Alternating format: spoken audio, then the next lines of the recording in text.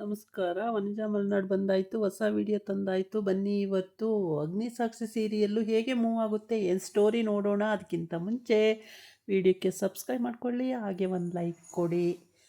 ಇಲ್ಲಿ ರಾಜು ಅಂದರೆ ಸಾಕ್ಷಿಗೆ ರಾಜು ಆಗಿದ್ದಾನೆ. ರಾಜು ಆಗಿ ಏನು ಡೆಕೋರೇಷನ್ ಮಾಡಿಸಿದ್ದು, ಈವೆಂಟ್ ಕರೆಸಿದ್ದು, ಎಲ್ಲ ಕಡೆ ಬೆಲೂನು ಅದು ಇದು ಅಂತೆಲ್ಲ ಹಾಕಿಸಿ ಸಿಕ್ಕಾಬಟ್ಟೆ ಗ್ರ್ಯಾಂಡಾಗಿ ಮಾಡಿಸಿದ್ದಾನೆ. ಆದರೆ ಅದಿತಿಗೆ ಯು ವಿ ಆಗಿ, ಸಾಕ್ಷಿಗೆ ರಾಜು ಆಗಿ ಡಬ್ಬಲ್ಗೆ ಮಾಡ್ತಿದ್ದಾನೆ. ಆದರೆ ಸಾಕ್ಷಿಗೆ ಕಾರ್ ಕಳಿಸ್ತೀನಿ ಅಂತ ಹೇಳಿರ್ತಾನೆ. ಆದರೆ ಸಾಕ್ಷಿ ಅದಿತಿ ಮನೇಲಿದ್ಲಲ್ವ, ಹಂಗಾಗಿ ಅದಿತಿ ಮನೆಯದೇ ಲೊಕೇಶನ್ ಕಳಿಸಿದ ಕಾರಣಕ್ಕೆ ಅದಿತಿ ಮನೆಗೇ ಕಾರ್ ಬಂದು ನಿಲ್ಲುತ್ತೆ.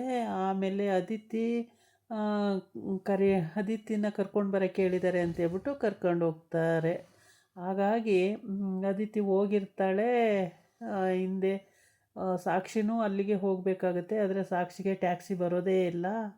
ಕ್ಯಾಬ್ ಬರಲಿಲ್ವಲ್ಲ ಅಂತೇಳ್ಬಿಟ್ಟು ಅವಳು ಒಂದು ಸಲ ಹೇಗಾದರೂ ಆಗಲಿ ಫೋನ್ ಮಾಡೋಣ ಅಂತ ಮಾಡ್ತಾಳೆ. ಅಲ್ಲಿ ನಿಂತ್ಕೊಂಡು ಸರ್ಕಲಲ್ಲಿ ಕಾರ್ ಕಳಿಸ್ತೀನಿ ಅಂದರೆ ಕಳಿಸ್ಲೇ ಇಲ್ಲ ಅಂತೇಳ್ಬಿಟ್ಟು.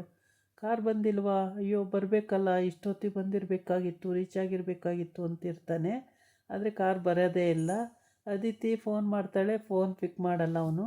ಆಮೇಲೆ ಫೋನೇ ಮಾಡಲಿಲ್ವಲ್ಲ ಇವರು ಅಂತೇಳ್ಬಿಟ್ಟು, ಇವನಿಗೇನಾಗಿದೆ, ಇವನು ಫೋನೇ ಮಾಡಲ್ವಲ್ಲ ಅಂತೇಳಿ ಅವಳು ಮಾಡೋಣ ಅಂತ ಮಾಡ್ತಾಳೆ. ಮಾಡಿದ್ರೂ ಪಿಕ್ ಮಾಡಲ್ಲ. ಇವನು ಸಾಕ್ಷಿ ಗುಂಗಲ್ಲೇ ಇರ್ತಾನೆ. ಸಾಕ್ಷಿನೇ ಇವತ್ತು ನನಗೆಲ್ಲ ಪ್ರಪಂಚ ಅಂದ್ಕೊಂಡು ಕೈ ಎತ್ಕೊಂಡು ಡ್ಯಾನ್ಸ್ ಮಾಡ್ತಿರ್ತಾನೆ. ಸಾಕ್ಷಿ ನೋಡಿದ್ರೆ ಅಲ್ಲಿಗೆ ಬರೋದೇ ಇಲ್ಲ. ಸಾಕ್ಷಿ ಕ್ಯಾಬ್ಗೆ ಬುಕ್ ಮಾಡ್ತಿರ್ತಾಳೆ. ಅಷ್ಟೊತ್ತಿಗೆ ಅಗ್ನಿ ಅಲ್ಲಿಗೆ ಬರ್ತಾನೆ. ಅಗ್ನಿ ಬಂದುಬಿಟ್ಟು ಸಾಕ್ಷಿನ ಪ್ರೊಟೆಕ್ಟ್ ಮಾಡೋಕ್ಕೆ, ಅಂದರೆ ಅವಳು ಕ್ಯಾಬಲ್ಲಿ ಹೋಗೋದು ಬೇಡ, ನಾನೇ ಹೋಗ್ಬಿಟ್ಟು ಅವಳನ್ನ ಅದೆಲ್ಲಿ ಅವಳ ಫ್ರೆಂಡ್ ಕರೆದಿದ್ದಾನೆ ಅಲ್ಲಿಗೆ ಊಟಕ್ಕೆ ಕಳಿಸಿ ಆಮೇಲೆ ಮನೆಗೆ ಪಿಕ್ ಮಾಡಿ ಬರೋಣ ಅಂತ ಹೋಗಿರ್ತಾನೆ. ಮನೆಯಲ್ಲಿ ಮಲ್ಲಿಕಾ ಮತ್ತು ಅವಳ ಮಕ್ಕಳಿಬ್ಬರಿಗೆ ಇವನ ಮೇಲೆ ಅನುಮಾನ ಫುಲ್ ಬಂದುಬಿಟ್ಟಿದೆ. ಏನು ಸಾಕ್ಷಿ ಇದ್ಬಿಟ್ರೆ ಪ್ರಪಂಚನೇ ಇಲ್ಲ ಇವನಿಗೆ, ಎಲ್ಲ ಮರ್ತು ಬಿಡ್ತಾನೆ, ಏನು ಹೇಳಿದ್ರು ತಲೆಗೆ ಹೋಗಲ್ಲ ಇವನಿಗೆ ಅನ್ನಂಗೆ ಮನೆಯಲ್ಲಿ ಮಾತಾಡ್ತಾ ಇರ್ತಾರೆ. ಮನೆಯಲ್ಲಿ ಅಣ್ಣ ತಂಗಿ ಇಬ್ಬರು ಕೂತ್ಕೊಂಡು ಮಾತಾಡ್ತಿರ್ತಾರೆ. ಅಲ್ಲಿಗೆ ಮಲ್ಲಿಕಾ ಬರ್ತಾಳೆ. ಬಂದಾಗ ಏನರು ಮಾತಾಡ್ತಿದ್ದೀರಿ ಸೀಕ್ರೆಟು ಅಂದಾಗ, ಹೀಗೀಗೆ ಅಂದಾಗ, ಅವ್ರ ವಿಷಯ ಬಿಟ್ಟರೆ ಬೇರೆ ವಿಷಯನೇ ಇಲ್ವಾ ನಿಮಗೆ, ಯಾವಾಗ ನೋಡಿದ್ರು ಹುಚ್ಚಿಡಿದ್ಬಿಟ್ಟಿದೆ ನಿಮಗೆ, ಅವನ ವಿಷಯನೇ ಮಾತಾಡ್ತಾ ಇರ್ತೀರಾ, ತಲೆ ಚಿಟ್ಟಿಡಿಸ್ತೀರಾ ನೀವು ಅಂತೇಳ್ಬಿಟ್ಟು ಬೈದ್ಬಿಟ್ಟು ಹೋಗ್ತಾಳೆ. ಮತ್ತೆ ಅವಳು ಇಬ್ರಿಗೂ. ಈ ಮಮ್ಮಿಗೆ ಫಸ್ಟು ಏನು ಗೊತ್ತಾಗಲ್ಲ, ಅವ್ರ ವಿಷಯ ಗೊತ್ತಾಗಬೇಕು, ಆಗ ನಮಗೆ ಸಭಾಷ್ ಅಂತಾರೆ.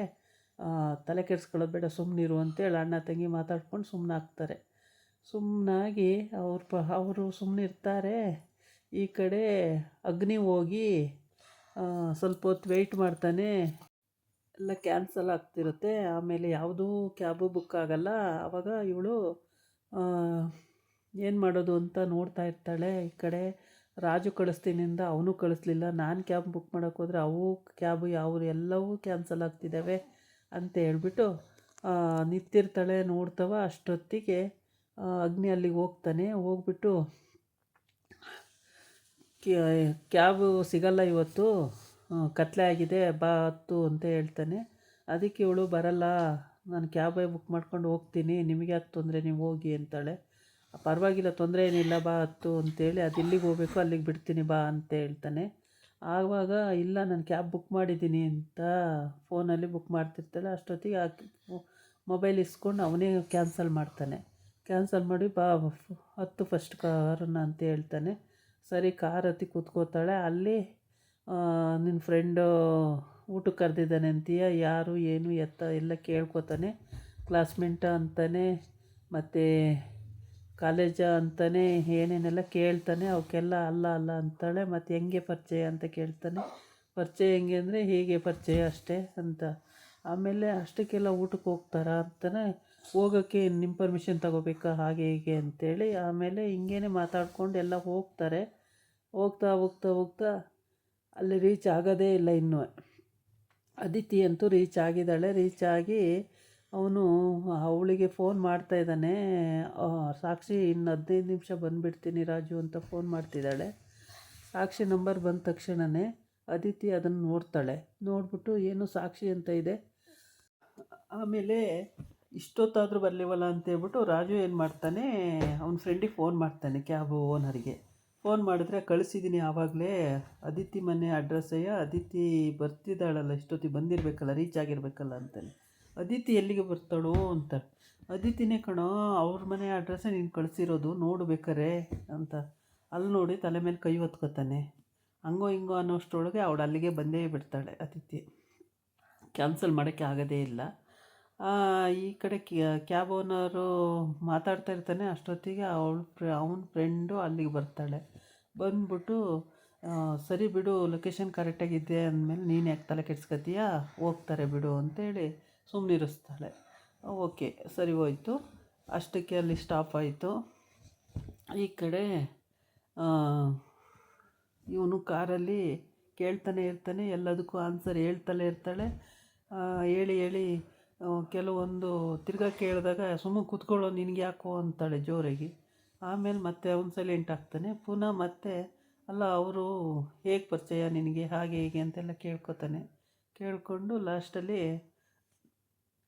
ಸುಮ್ಮನಾಗ್ತಾನೆ. ಇನ್ನೇನು ಮಾತಾಡೋಕ್ಕೆ ಹೋಗಲ್ಲ. ಏಕೆಂದರೆ ಕ್ಲಾಸ್ಮೇಟು ಅಲ್ಲ, ಕಾಲೇಜ್ ಮೇಟು ಅಲ್ಲ, ಅಥವಾ ನೆಂಟರು ಅಲ್ಲ, ಅಕ್ಕದವರು ಅಲ್ಲ, ಪಕ್ಕದವರು ಅಲ್ಲ ಅಂದಾಗ ಮತ್ತೆ ಯಾರೋ ಫ್ರೆಂಡ್ ಇರ್ಬೋದು ಅಂದ್ಕೊಂಡು ಸುಮ್ಮನಾಗ್ತಾನೆ ಅಷ್ಟೇ. ಎಷ್ಟು ವರ್ಷದಿಂದ ಪರಿಚಯ, ಹೇಗೆ ಏನು ಅಂದರೆ ಏನಿಲ್ಲ ಹಂಗೆ ಅಂತೆಲ್ಲ ಹೇಳ್ತಾಳೆ. ಸರಿ ಅಂತೇಳ್ಬಿಟ್ಟು ಅಲ್ಲಿಗೆ ಸುಮ್ಮನಾಗ್ತಾನೆ.